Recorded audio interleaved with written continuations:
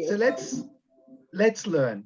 So our topic for today is Eretz Israel in the eyes of Rav Kook. So I'll just start by saying that it's very well known that Rav Kook, the first chief rabbi of the Holy Land of Israel, who lived in the second half of the 1800s to the first half of the 1900s, a great visionary. And the word that people use about him is vision. In fact, the initials of his name are the word to see, Rav Avraham Yitzchak HaKohen. So in many of his books, they say Reish Aleph Yud Hey Riyah, that is to see. And that's a play on the word from his name in Yiddish, which is Cook, which I don't know how much Yiddish people know, but Cook means to have a look, to see. So if we talk about Rav Kook and we want to talk about Eretz Yisrael in the eyes of Rav Kook, so Rav Kook had incredibly great eyes. He had great vision. How much of that vision was on Eretz Yisrael? I don't want to give percentages, but a huge amount.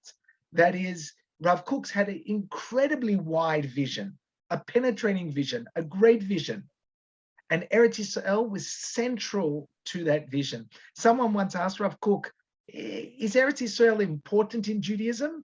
And like before he fell off his chair, he took pen to paper and off the top of his mind just started writing down all the sources where Eretz Yisrael is mentioned. So he started in the Chumash, he went through the Tanakh, he goes through the Gemara. It's a nice book of just like hundreds and hundreds of sources about Eretz Yisrael.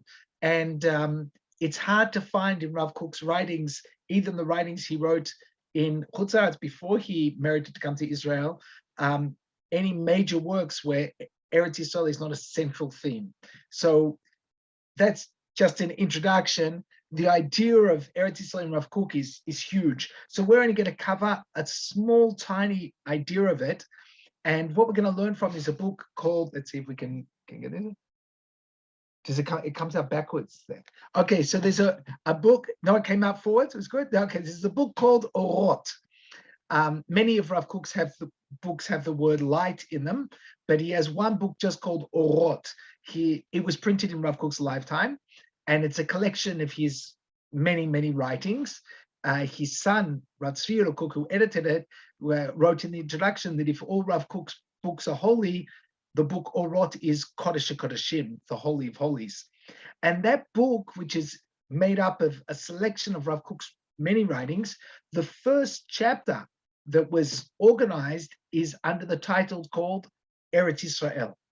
So in Rav Kook's famous book, the whole beginning of the book is about Eretz Yisrael. And we're going to learn today the first paragraph, the first section of the first part of Rav Kook's book called Orot. So the first section is called Eretz Yisrael, and we're going to learn the beginning of the first section of Orot Eretz Yisrael. And that exists, I'm going to share screen with you, that exists here. This is it. It's Rav Kook from the work Orot Eretz Yisrael, chapter 1. And we're going to be learning this section from here to here. And I printed it up here in a translation that exists here. Okay, so let's start by learning, and we'll see how we go in our understanding. So Rav Kook starts by the words. I want to read we're going to study it in English, but I want to read out the first line in Hebrew because this is the first line of the book of Orot, and it's a wonderful statement in Hebrew. Eretz Yisrael einena davar chitzoni, kinyan chitzoni le'uma, rak betor emsei lematara shel. I'm in the middle of a sentence, but we're now going to translate. Eretz Yisrael is not a peripheral matter. In Hebrew, we call it davar chitzoni. It's not a peripheral matter, an external acquisition of the nation. It is not merely a means towards a goal. And then he talks about what goals it might be. But I want to stop at this point already and start thinking about what is Eretz Yisrael, why Rav Kook starts by defining as what it's not. So it's very interesting that he begins his book with Eretz Yisrael. It reminds us of the first Rashi in the Chumash. Yes, the first Rashi in the Chumash says that God tells the story of the creation of the world in order to justify God giving the land of Israel to the Jewish people. In other words, Rashi also saw a need to start off by talking about Eretz Yisrael. And so too Rav Kook. He sees a need to start off by talking about Eretz Yisrael. And he wants to tell us what is Eretz Yisrael to the Jewish people. So he starts by saying what it's not. And he says the first thing it's not is, it's not something chitzoni, something external. It's not a means to an ends. It's a goal in and itself. And I want us to start thinking about how do we know what's external and what's internal in our life? Some things it's quite obvious what's external, right? People in this world get it very confused, but people who've got a heart in their soul and a head on their shoulders know that what type of car you have is something external. Yes, I hope we all, yes, no, I didn't insult anyone here, right? The clothes we wear, the house we live in. So some are more external than others, but they're still pretty external. They're not us, right? If we moved house, we would still be us. If we wore different clothes, we'd still be us. Yes? Why do we have a house? Why do we have a car? Why do we have clothing? So we have all those external things as a means towards an end. Kind of gets cold if you don't have a house. Kind of gets embarrassing if you don't have clothes, right? And you don't have a car unless you've got a bicycle like me, you can't get to work, right? So all these things are means to an end. And some things are intrinsic to us. Some things are goals in and of themselves. Some things are important not as a means. I don't know, we can try and think of some. Children. I mean, we don't have children in order that someone will clean up after dinner. If that's why you had children, you made a big mistake. Right? I hope you've realized that by now, right? If we had children in order to, so we blew it because they don't provide that. Yes? You have children. How do you determine what's internal and what's external? What's a means and what's an ends? I asked my wife, Riva, I said, what's the good of a husband? What am I good for? And straight like that, she knew the answer. She said, you're good for nothing. She said, I really? Good for nothing? But she's 100% correct. Let's think about, I teach, Baruch Hashem, I have the merit to teach women Torah and Nishmat, and many of our students are not married yet. So I also teach men in men's yeshivot. And I say, let's make a shidduch. And in the past, Baruch Hashem, there are some very happy couples in Am Yisrael who I've managed to find a boy here and a girl there, and we made a match. So I say to this class of young ladies who are all single, I say, listen, I've got this guy. He's looking for someone who will do the laundry, make dinner, have guests for Shabbos, give birth to my children, all those things. Do we have any takers? So the young lady, very quiet there. They say he's not looking for a wife. Why doesn't he marry the laundromat? Right? He should marry the takeaway dinner place. He doesn't need a wife. He needs a chef. And they're 100% correct. And then I said, well, what are you looking for? And they said, we want someone who can change a light bulb, kill the cockroaches, right? Whatever sexist things we're going to put on what women want for men and men want for women, right? You don't want a husband, you want an exterminator, right? You're not looking for a husband, you're looking for someone. What are we really looking for in a husband, in a wife? If you can actually answer that question, you've got a big problem. Because Chazal tell us that a love that's dependent on something, when the something departs, the love departs. If my love is dependent on the fact that my wife is a wonderful cook, and she is a wonderful cook, but if my love is dependent on the fact that she's a cook, if God forbid, one day the oven broke, where would my love be?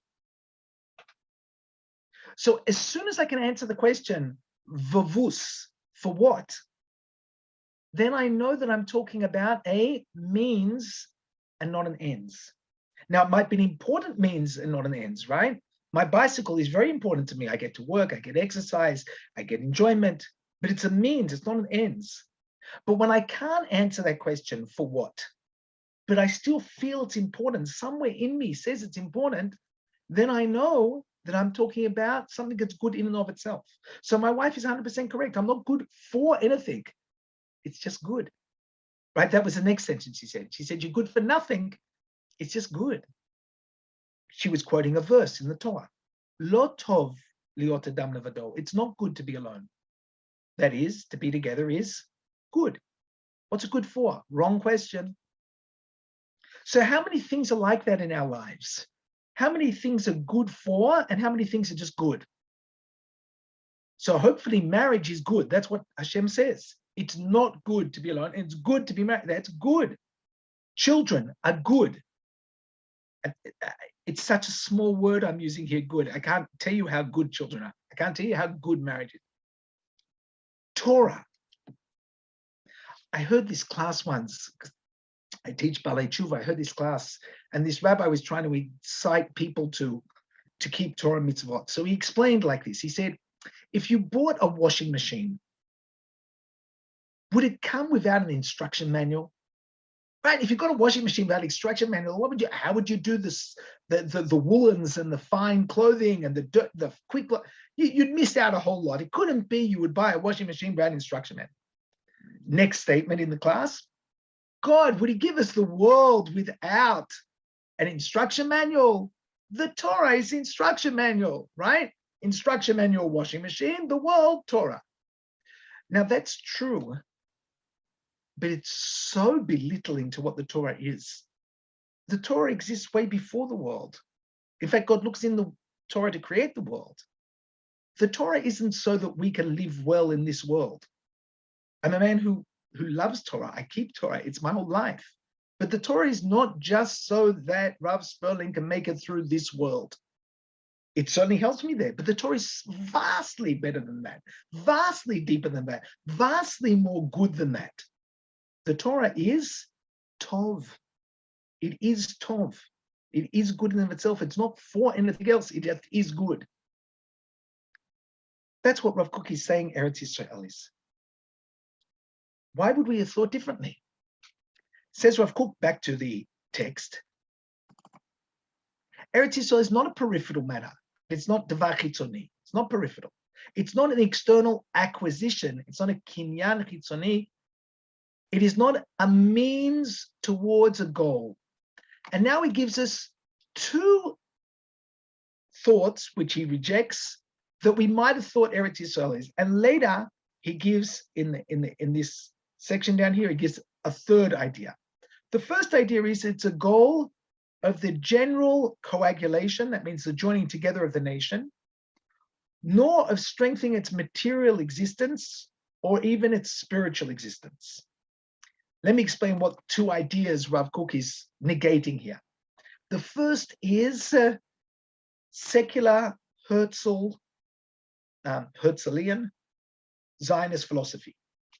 Herzl, a great man, saw the Dreyfus affair in France, was worried about the continued existence of the Jews in Europe, and he believed that we need a nation to strengthen the physical existence of the Jewish people.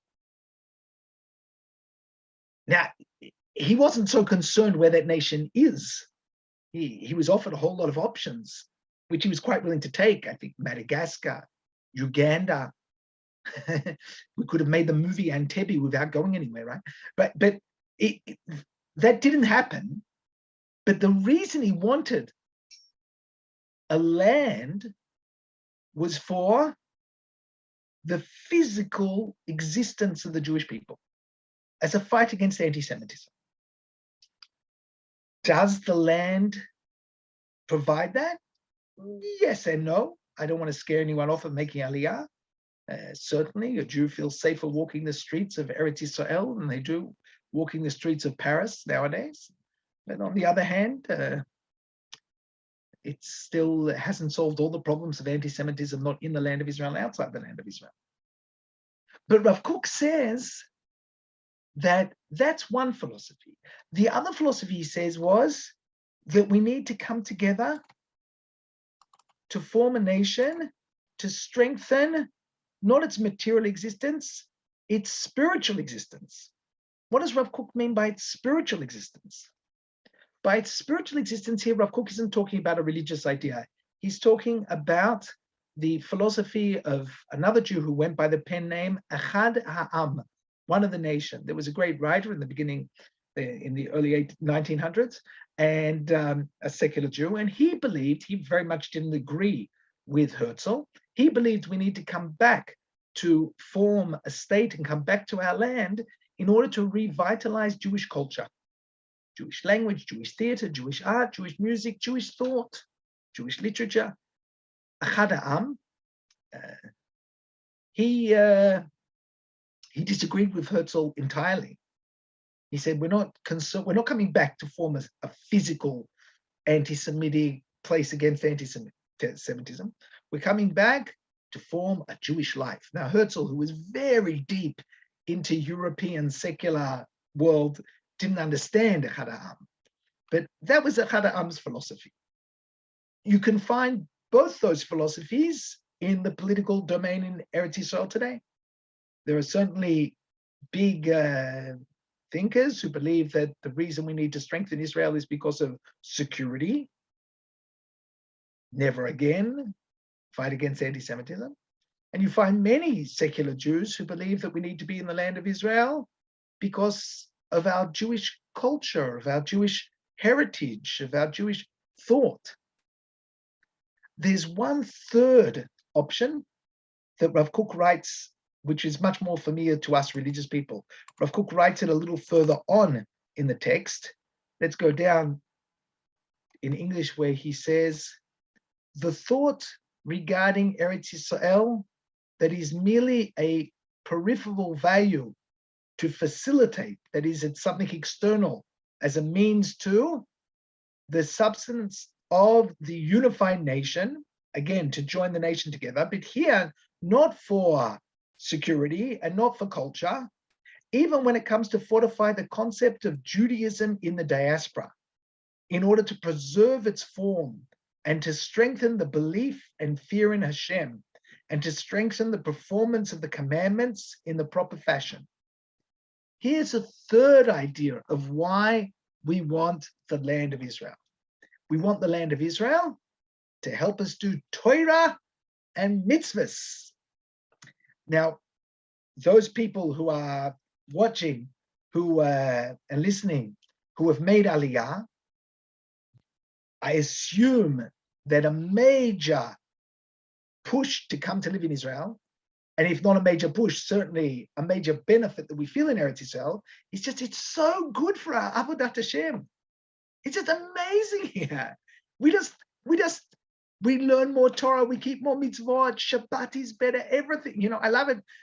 We could just go on now for the rest of the class here about, I just give one example, it just blows my mind every time I get on a bus in Israel when my bicycle has a flat tire, I get on the bus. So in the front of the bus, there are 2 seats that are for disabled and old people. Yeah. I assume they have that when I grew up in Australia, they had to see, please vacate these seats for the elderly. Yes, they have. I assume everywhere over the world they have seats of that. But in Israel, it doesn't say please vacate these seats for the elderly in Hebrew. It says 3 words, mipnei seva takum, which is a pasuk. It's a pasuk. Rise for the elderly. Every time I see that, I just, I sit there and I just wait for an old person to come. So, l'shem mitzvat mipnei seva takum. In Australia, where I grew up, I was just vacating the seat for the elderly. And here I am, mipnei seva takum. Living in Israel is just such a great thing for our Torah and mitzvot, right? Everyone who lives here, it's so easy to keep kosher. Jewish education is so great. Shabbos, Yom Tov, Chag, Chol HaMoed. Whoever heard of Chol HaMoed in Chutz La'aretz? We heard of Chol and a bit more Chol. But the Chol HaMoed was, after you took 2 days off from the beginning of Yom Tov, 2 days off at the end of Yom Tov, there's nothing left for Chol HaMoed, right? You take your matzah to work with you. But in Israel, it's fantastic. Rav Kook says, the thought that that's what Eretz Yisrael is about is not enough. Eretz Yisrael is something more than that, because that's still a means to an end. Back to our story. That's a guy who, he's not looking for a wife to cook him dinner and iron his shirts. He's not so low. and he's looking for a wife to have children with. Well, that's pretty good. Yeah, there's a mitzvah, pruvu. That's a mitzvah. My students are not willing to marry a guy just to provide, to be the provider of the means to have children. They're not looking for a guy who wants that. Yeah, they want something intrinsic. Where did Rav Kook think of this idea? The first idea he learned from Herzl. He negates Herzl's philosophy. The second sentence negated Echad Ha'am's philosophy. Who's he negating here? He's writing subtly, actually not so subtly, in direct correspondence with a rabbi who he had great respect for. When I say correspondence, I mean literary correspondence, not that they sent each other letters. He's writing in reference to Rav Shimshon Raphael Hirsch. Rav Shimshon Raphael Hirsch, one of the greatest of the Jewish European thinkers of the 1800s, who Rav Kook had incredible respect for and actually learned a lot from his writings and respect a lot. And a lot of Rav Hirsch's ideas actually come into Rav Kook. But in this, he's arguing with him. Let's go and learn two different segments from one of Rav Hirsch's greatest works. Rav Hirsch's Magnus Opum was a book called Chorev. It's really long, written in really flowery Germanic prose. And if you can get through it, I take my hat off to you. That's fantastic. It's really long. The printers didn't want to print it. So in order to convince the printers that people would actually buy it, he wrote a trial version, which is really short. And it's kind of like all the ideas in short version. He said, let's see if this works. And because that was a great seller, then the printers agreed to print the long version. So the short version is called the 19 Letters. In Hebrew, Igeret Hatzafon. And it's a classic. And that I do advise everyone to read. It's short, it's sweet. There's a book in English, which is printed, the 19 Letters, with a long commentary. Forget the commentary, just read Rav Hirsch. Okay? So we're going to learn two sections from Rav Hirsch. I have them here on the screen. I didn't send them to you, but we're going to learn them here on the screen. These are two sections from Rav Shimshon Raphael Hirsch, 19 Letters. Let's look here. I can make it a little bit bigger here. I read, it is certainly possible for us to attach ourselves to the state wherever we find ourselves. Anyone who knows anything about Rav Shimshon Raphael Hirsch, this is such Hirschian philosophy. Yes, we can be good German citizens without harm to the spirit of Judaism. We can be good Americans and Australians.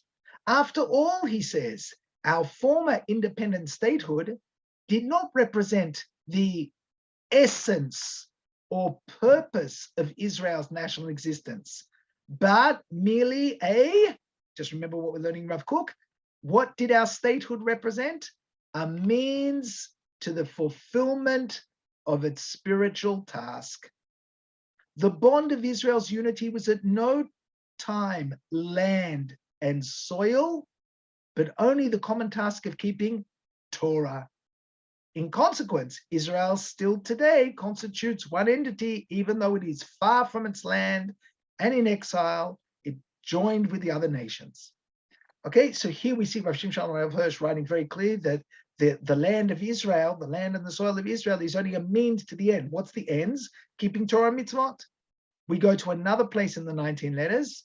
He says, nonetheless, this people, the Jewish people, was to enter history as a nation in the midst of other nations. In other words, God sent us down to be holiness, to live really in this world, to show them, the other nations, that God is a master and provider of all blessings, that even those blessings so highly prized by men can be obtained as means for one's end, if a person only dedicates him to the fulfillment of God's will, and that such dedication is sufficient to provide a basis of his life. Therefore, a land, prosperity, and the institutes of statehood were put at Israel's disposal, not as goals in themselves, but as means for the fulfillment of the Torah. So it's very clear that Rav Kook is addressing that statement. He was very familiar with Rav Hirsch's writings. And again, I want to stress that he learned a lot from him, but on this point, he really disagrees with him, like one-on-one. So Eretz Yisrael is not a means to an end. It's not a means to a secular safety. It's not a means to a secular culture. It's not even a means to religious ends. So what is it? What is Eretz Yisrael for the Jewish people? If we see what it's not. I just want to put in brackets that it might actually provide all those things. My wife is actually really is a good cook and did provide me with children. And she washed my shirts. But that's not I'm not saying those things don't happen. They do happen. They can happen. But if they don't happen, it doesn't matter. I'm not going to tell you a terrible story, but it's true. And I feel ashamed it's such a sad story, but it's true. I had once a student studying in Nishmat in Tochnit Elisa, a wonderful young lady, in her mid-20s, and she was studying in Nishmat, and she comes to me and she says, Rabbi, I just wanted to say goodbye. I've had an emergency. I have to go back home to help my mother. They've discovered cancer. She's going through therapy, and I want to be there and help her. And I wished her mother well, and I said what a wonderful young lady she was, and that was the right thing to do. And I asked about the situation, and I said, and how's your father taking it? And then she said to me something so horrific, I couldn't even make it up if I just wanted to make up stories. She said, oh, as soon as they found cancer, my father left her. He said he didn't marry her to be a nurse. Yeah, that's right, Sila. I also felt like that. Yeah, I held on myself and I didn't cry in front of her. But after I finished the conversation, I walked into another room and I burst into tears. Right? So it's a means. That's what marriage is. So what is Eretz Yisrael? The Rambam writes that a person should live in the land of Israel. He's quoting a Gemara. He said, a person should always live in the land of Israel, even in a city that's filled with idol worshippers, rather than live in Chutz La'aretz, in the most holy city, in a city that's filled with religious Jews. In other words, if your marriage, and God forbid someone's sick, and all you're doing is taking care of them, and there's no side benefits, there's no nice meals, there's no someone killing the cockroaches and changing light bulbs, there's no children, there's nothing. There's marriage.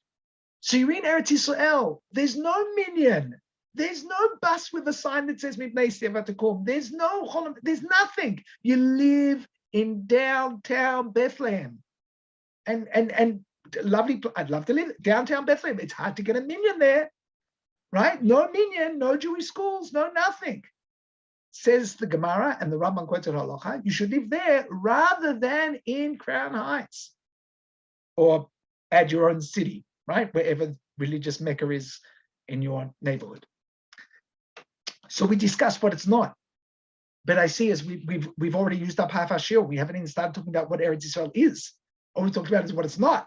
So let's go to the next sentence. Let's start seeing what Eretz Yisrael is.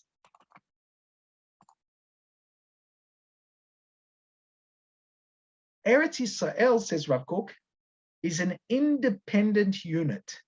In Hebrew, it says Eretz Yisrael hi chativa atzmutit, bound with a living attachment with the nation, bound with an inner skulot with the nation's existence.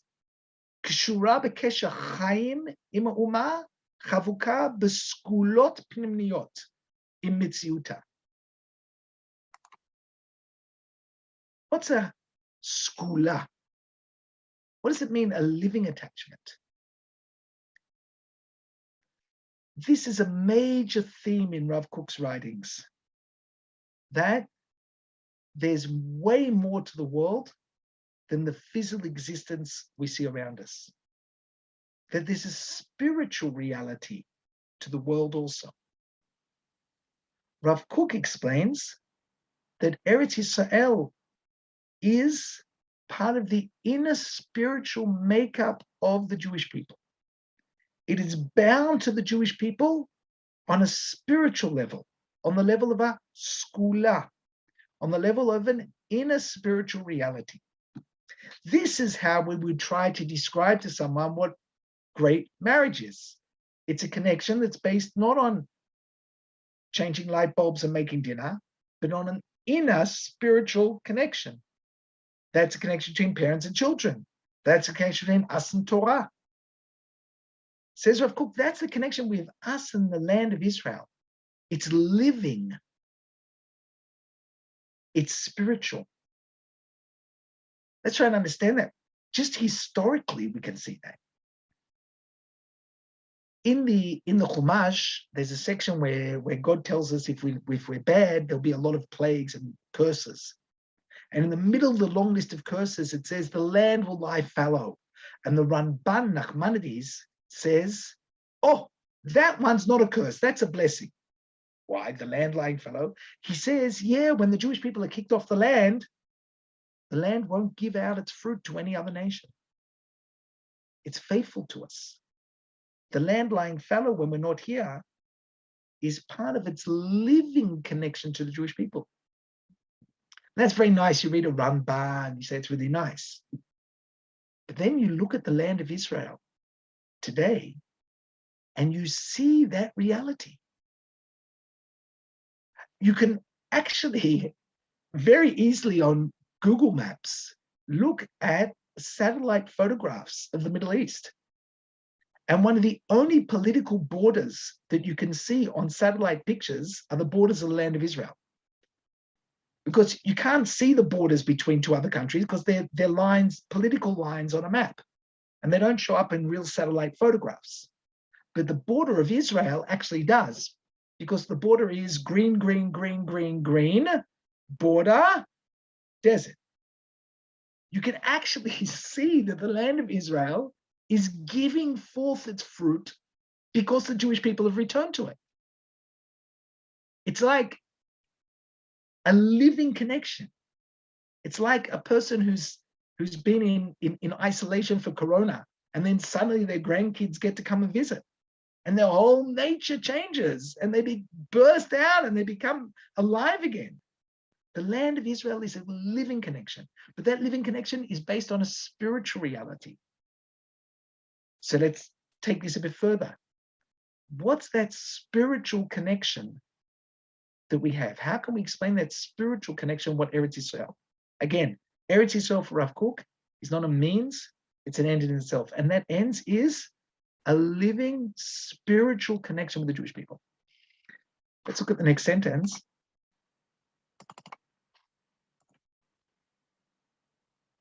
As a result, it is impossible to comprehend the essence of the inner skula of the kedusha of Eretz Israel. Now we've got this word, this sense of holiness of Eretz Israel, and to reveal the depth of its love through any form of human conceptualization, but only through a spirit of Hashem, Ruach Hashem, which acts on the nation as a whole. How do we explain spiritual realities? How do we explain spiritual values? So when we try to use rational thought to explain spiritual concepts, we get lost. We miss the mark. Yeah? There are some rational explanation for certain spiritual realities, but they're so small in relation to the towering force of the spiritual truth. Yeah? Any of us who've experienced the spiritual reality, love, joy, holiness. So when you try and put that in rational sense, it loses everything. Let's take the Shabbos for Shabbat Kodesh. Yeah, we've experienced Shabbat. So now try and rationalize Shabbat, not using your phone for 25 hours and not going in a car, not using electricity, and can't even turn the heater on, and you don't listen to news. So you can give rational explanation. Oh, it's so good, just take a break one time a week. Yeah, but what happens if when you try and rationalize it, you lose the essence of the real spiritual nature of it. Says Rav Kook, I can't give you a rational explanation, but I can use words of Ruach Hashem that are on the nation. There's an argument between the Rambam and the Kuzari about the nature of prophecy. But there's a common belief that prophecy is a product of the land of Israel.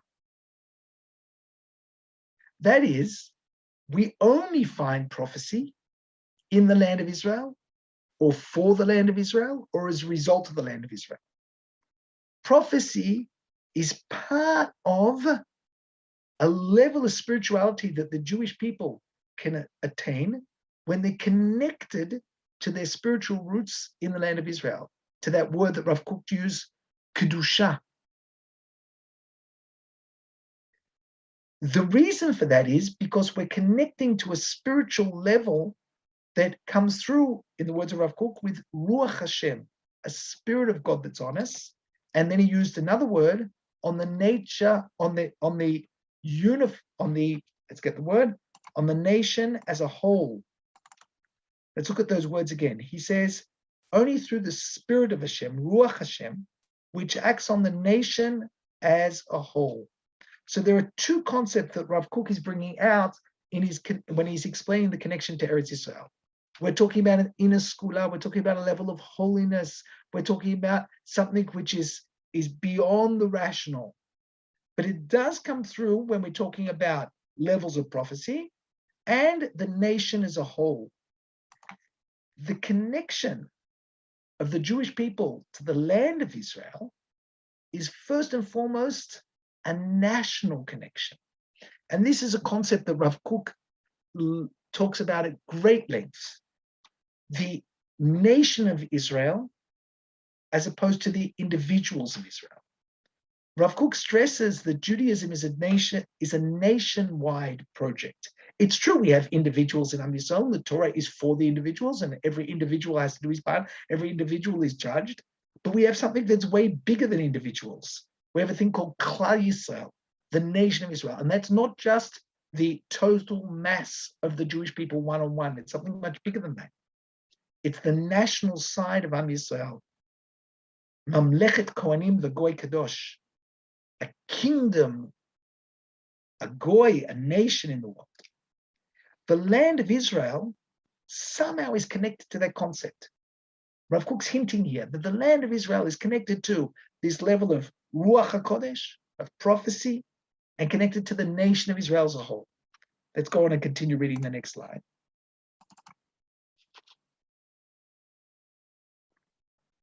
This Ruach Hashem on the nation,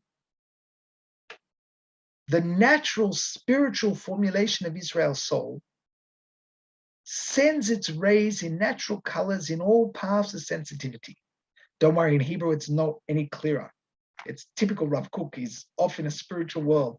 It shines its exalted rays in direct accordance with the exalted Ruach HaKodesh, which fills the life, which fills with life and exalted joy the hearts of the holy thinkers and those who are involved in the deep contemplations of Israel. So we have a concept of a spiritual awareness of Am Yisrael. That spiritual awareness is only fully realized when we talk about the nation of Israel as a whole. It exists, it sends out its pulses of holiness to the nation. And we might not even be aware that that's what we're experiencing. If we asked the Jewish world in the 1800s when they started returning to Zion, why are you coming back? Why now? So they give all types of answers. But in truth, it's the land of Israel calling us back because there's a spiritual connection in the inner soul of the Jewish people as a whole. We're going to continue to focus on this idea of the national level of Am Yisrael when we look at the next sentences here. Says Rav Kook, and now these lines that we saw previously that are referring to Rav Shimshon Raphael Hirsch, the thought regarding Eretz Yisrael that is merely a peripheral way to facilitate the substance of the unified nation, even when it comes to fulfill the concept of Judaism in the diaspora. The concept of Judaism in the diaspora, what is that? In order to preserve its form, the form of diaspora Judaism, what is that? And to strengthen the belief and fear in Hashem, and to strengthen the performance of the commandments in the proper fashion. This orientation towards Eretz Yisrael is not worthy of a lasting fruition, for its foundation is rickety in light of the towering, unshakable Kedusha of Eretz Yisrael. What is this Judaism in the diaspora? Rav Kook is going to refer to it again here and tell us that the concept of Judaism in the diaspora as opposed to Judaism in Eretz Israel. So we need to stop a little bit and think about what does Rav Kook mean between Judaism, diaspora, and Judaism in Eretz Israel. So we mentioned already before, Judaism in Eretz Israel, first of all, just physically, it's safer than less anti-Semitism. We mentioned before that there's a Jewish culture where we speak Hebrew, there's Jewish literature, it's great. We mentioned even Rav Shimshon Raphael Hirsch's idea for religious people. Judaism in Eretz Israel lets you do more Torah and mitzvot. It really only comes across good if you say it in a good Ashkenazi accent.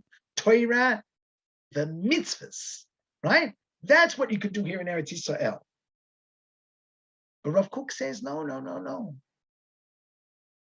That's diaspora Judaism. Eretz Israel isn't here to strengthen diaspora Judaism.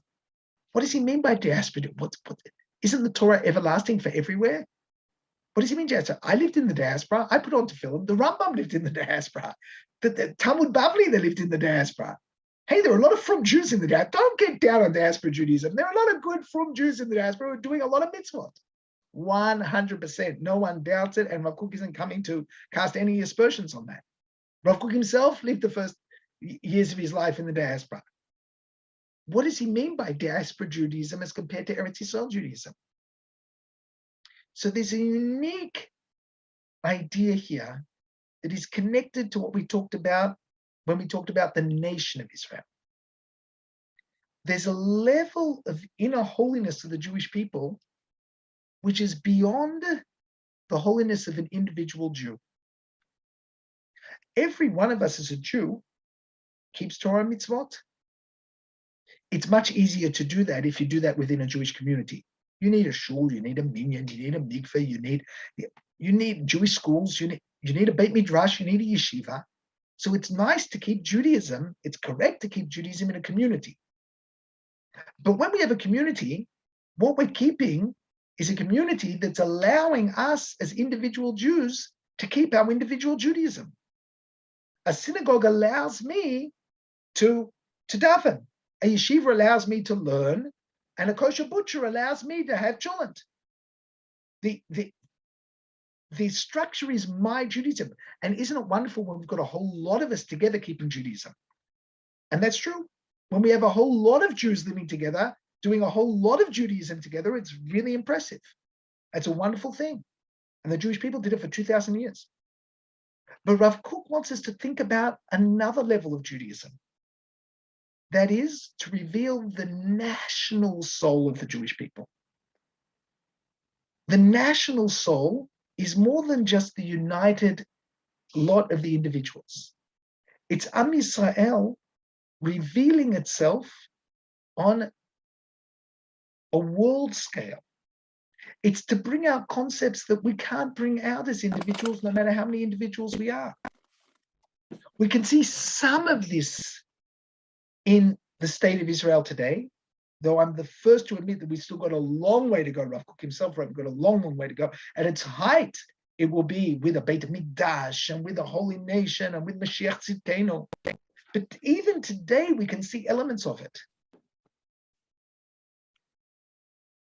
For 2,000 years, we had Jews who unfortunately died on Kiddush Hashem. And they were killed and died on to sanctify God's name. Since we've come back together to the land of Israel and we're now working as a nation, we have the army of the state of Israel, where people can live the Kiddush Hashem. The army brings out in us values that are much more than the values of a whole lot of individuals living together. The army of the state of Israel brings out a level of responsibility, one for the other, a level of responsibility, one for the other, which doesn't exist when we live as individuals. Because when we're in the army, we can live on a level of giving as an individual to a national body. So outside the land of Israel, you just can't have that. You can be part of the people who volunteer to make cakes when people are sick in your community, but to give as an individual to the body of the collective of the state of the whole nation of Israel doesn't exist. When we think about a state, we get to concepts of an army, an economy, a government. Ultimately, we hope to get to the ideas of a Beit Mikdash, a Sanhedrin. We get to concepts which are so much bigger than just an individual Jew, a community of Jews, or even a whole lot of Jews living together in a town. Concepts that don't exist for a combination of individuals. Says Rav Kook, if we see the land of Israel as just a means to strengthen the Judaism we had for 2,000 years in the diaspora, to strengthen individuals being Jewish, we've missed the boat. It's such a shame. You're something so huge and using it for something, I'm very careful what I say here, something important, something that sustained us for 2,000 years, but is not the goal of the Jewish people. When we read the Tanakh, the goal of the Jewish people is to be an or Lagoyim. How do we translate that, or Lagoyim? So when I was growing up, they told me that's a light to the nations, yeah? So I was a good boy. They told me to be a light to the nations. They said, you're wearing a kippah, that means you've got to stand up for old ladies on the bus, because you have to be a light to the nations. And I was good, I did. I told you, I stood up for them, vacate these seats for the elderly. I was a good boy. I was a good Jew. I'm sure that it looked good for the Jewish people. I acted very well. But let's not kid ourselves. I wasn't a light to the nations. I was David Sperling, who was good to one old lady on a bus. Maybe a few other old people, a few other busload of people saw me. Maybe I could even be a really good Jew.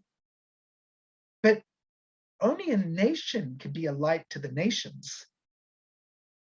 Look at the verse. Mamlechet Kohanim, a nation of priests, or Lagoyim, who are a light to the nations.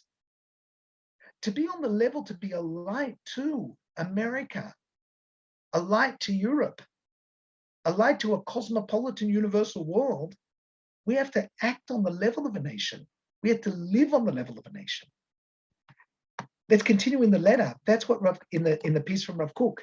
So he says, if we think of Eretz Yisrael is only to bring us together so that I can put on tefillin well, I've missed the boat. Because there's an unshakable holiness of Eretz Yisrael.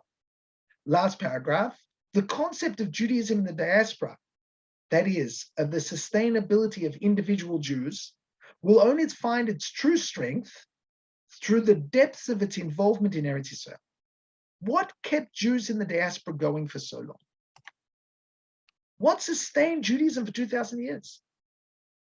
Says Rav Kook, it's our longing to reach a national Judaism, the ultimate spiritual fulfillment of ourselves of a nation.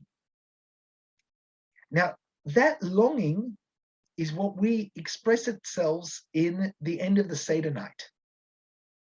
We start the Seder night by saying, let all who are hungry come and eat. We start by doing individual acts of chesed. But the last thing we say in Seder night, what do we do? We've talked about the redemption. What's the last thing we say on Seder night? You're already cleaning for Seder. I know, we're in Tevet.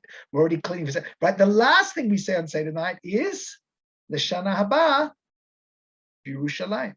Here in Israel, say B'Yerushalayim Haba, but in Chutz La'aretz we say L'Shana Haba B'Yerushalayim. At the end of Yom Kippur, L'Shana Haba B'Yerushalayim.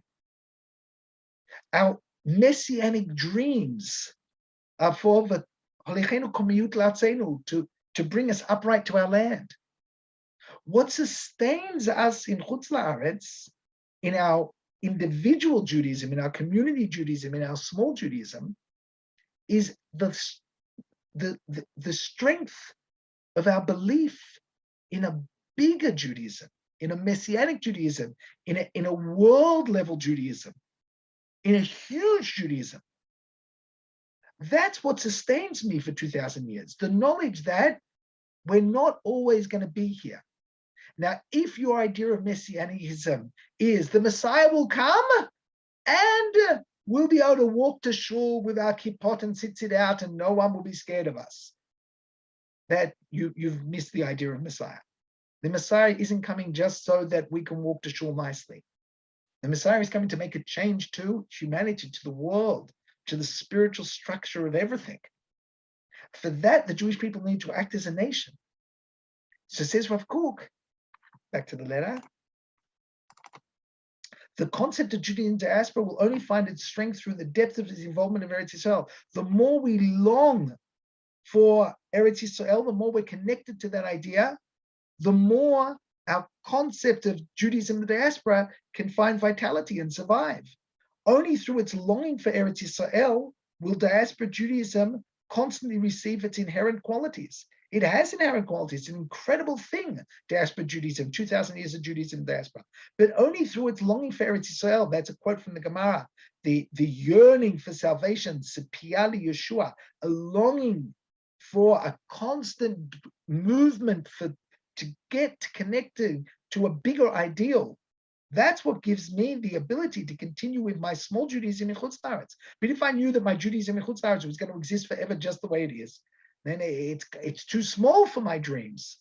The yearning for salvation gives Judaism in the diaspora its power, stamina, whereas Judaism in Eretz Yisrael is the salvation itself. The aim of Judaism, the salvation itself, is Judaism in Eretz Yisrael. What does Rav Kook mean by that? Connecting to the spiritual soul of Am Yisrael, to the level of Am Yisrael, of a nation of Jewish people. And that is when we connect to the soil of Israel, to the land of Israel as a nation. This concept of seeing the land of Israel as a prerequisite to fulfilling the national desires and tasks and dreams of the Jewish people is a huge idea in Rav Kook's writing. The idea that we need to focus on a Judaism that's way bigger than what we've lived through for 2,000 years. A Judaism that we merit in our lifetime to be part of, both here in Eretz Yisrael and, as Rav Kook wrote, through the connections of the Jews in Chutz La'aretz to Eretz Yisrael. Today, Baruch Hashem, even the Jews who, for the time being, still need to live in Chutz La'aretz and strengthen the communities there, the way to strengthen them, says Rav Kook, is through their love and yearning and connection to the land of Israel, which today, Baruch Hashem, is very strong. As I said at the beginning, the subject of Eretz Yisrael is very, very big in Rav Kook's writings. Even just this, we just spoke about the first chapter. He goes on and speaks about many, many other ideas about Eretz Yisrael. But I hope that by understanding Rav Kook's vision of Eretz Yisrael as something bigger than a means to an end, as something that brings out a side of Judaism, a national side of the holiness of the Jewish people, is something that we can connect to, something that we can think about, and please God, merit in our own lives to become part of such a Torah, part of such a Judaism that connects to the national side of the Jewish people, which is being built and growing here in the land of Israel. Mitzvah Hashem, I hope that Shana Haba B'Yerushalayim, on a personal level, that I can see you all in the Beit Midrash in Nishmat, and please God, as things open up and we all have good health, I would love to see you in person learning. Until then, we'll keep learning on Zoom, I guess. But that's okay. Erev Tov.